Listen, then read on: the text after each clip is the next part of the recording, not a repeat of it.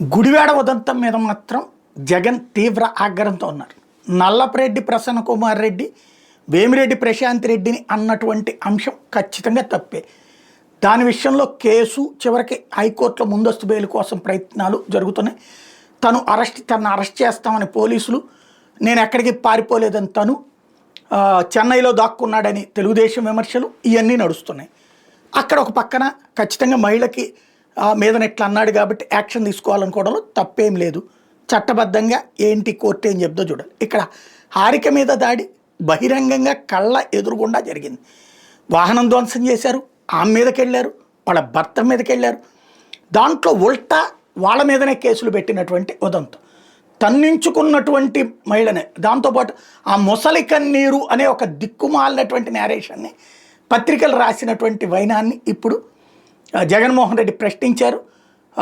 ఇది ఎక్కడి ధోరణి అన్నటువంటి పాయింట్ నిలదీశారు. దీంట్లో ఎక్కడి నుంచి చేస్తున్నారు, అసలు ఈ ఘాతుకాలకి అంతు లేదా అని ప్రశ్నిస్తూ వచ్చారు. తను ఏమన్నారు ఒకసారి విందాం.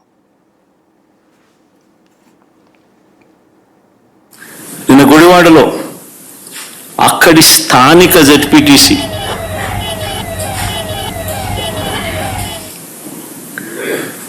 కృష్ణా జిల్లా పరిషత్ చైర్పర్సన్ ఒక బీసీ మహిళ, నా సోదరి హారిక,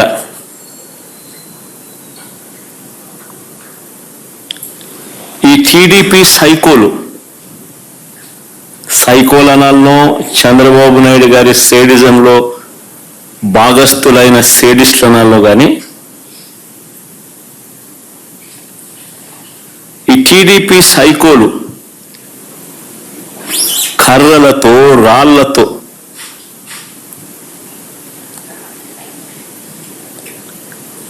దాడి చేసిన ఘటన, ఆమె చేసిన తప్పేమిటి అని అడుగుతా ఉన్నా. ఎందుకు ఆమె మీద దాడి చేశారు, ఎందుకు దుర్భాషలాడారు, ఎందుకు నోటుకొచ్చినట్టు అనరాని మాటలతో ఆమెను తిట్టారు అని అడుగుతా ఉన్నా. చంద్రబాబు చేసిన మోసాలను నిలదీస్తూ,